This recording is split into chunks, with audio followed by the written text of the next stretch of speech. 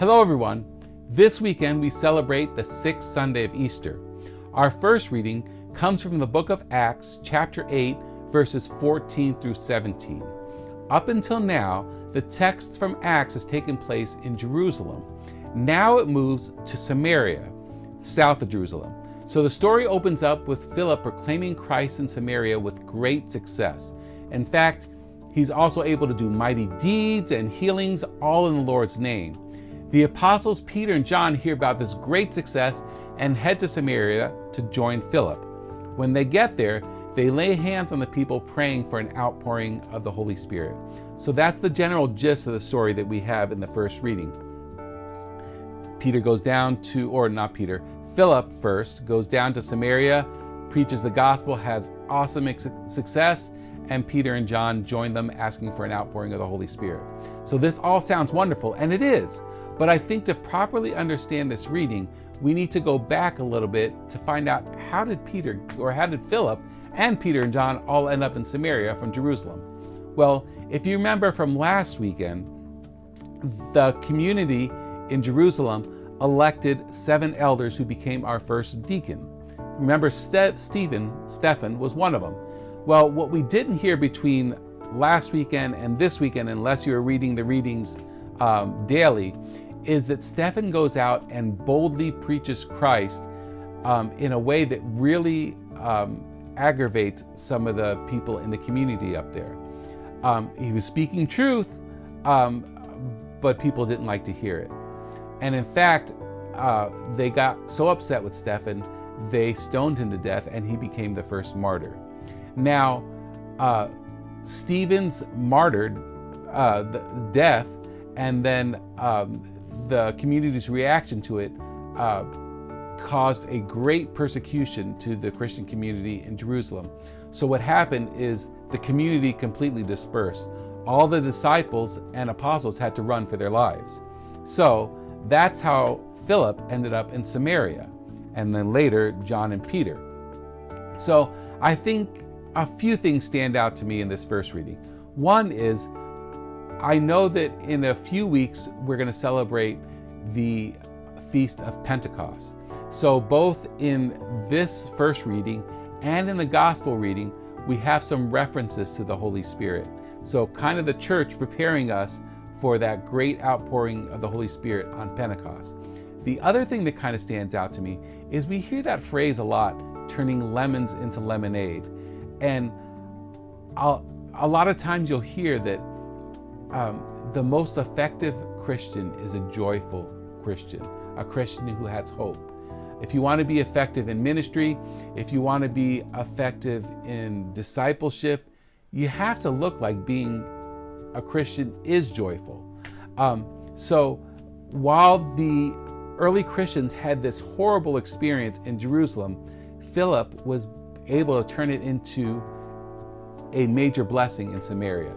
So think about that maybe in our own lives, is sometimes when we get down, how can we allow God to transform our situations that seem terrible?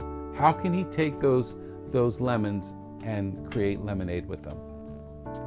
Our psalm is Psalm 66, and the refrain that we will sing is, "Let all the earth cry out to God with joy."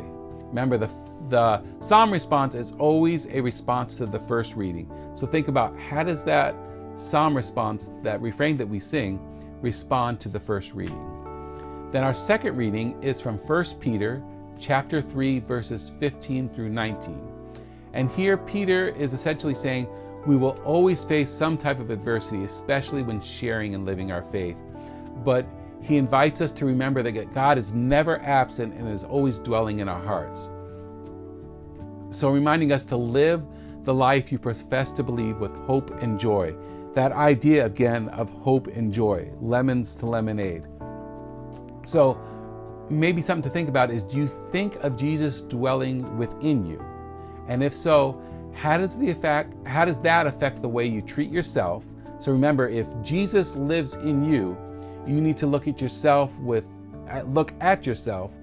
dignity and respect and love. So you need to learn to love yourself. How do you live your life? How does your life profess that Jesus is dwelling within you? And then how is your interaction with others a reflection of Christ in the world? Then our gospel comes from the book of John, chapter 14, verses 15 through 21. Now this is continuing where our reading left off from last week. So this is still John's version of the Last Supper, and Jesus is continuing his long theological discourse. So remember, when John is writing this gospel, and in this particular section, there are two levels of the conversation going on here. One, he's speaking as Jesus is speaking to his disciples, and then there's also John the author who's speaking to his end of the century audience who are feeling Jesus' absence. So something that stands out to me in this gospel reading is Jesus says, "If you love me, keep my commandments." Well, I have to ask myself, how do we show Jesus that we love him and keep his commandments?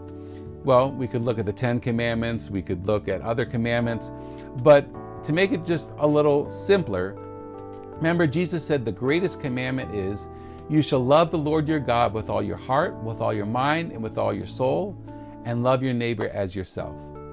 So if I'm called to live as Jesus lived, if I'm called to love as Jesus loved, how does my life profess that love? So I think especially as Catholics, we're given the tremendous gift of the Eucharist. So first, we go to Mass each week to be fed in body, soul, and divinity, the true presence of Christ. In a special way, that empowers us to live the gospel that we're called to live. Now, so our attendance and participation of Eucharist is essential. That's where we get fed.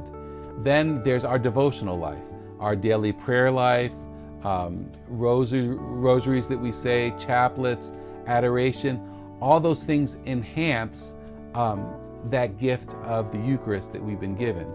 But the other part of that is we need to live the gift that we've been given, the gift that we receive. So when we go out into the world, how does our life reflect the love of Christ? And so this week, when you're praying through the readings, maybe I gave you some things to think about, or maybe as you were reading it, the Holy Spirit invited you to look at another aspect of your life and how might this relate. So as we prepare for Sunday, I invite you to really spend some time praying with the readings this weekend and think about what is the Holy Spirit trying to communicate to you for this coming Sunday. See you at Mass. Bye.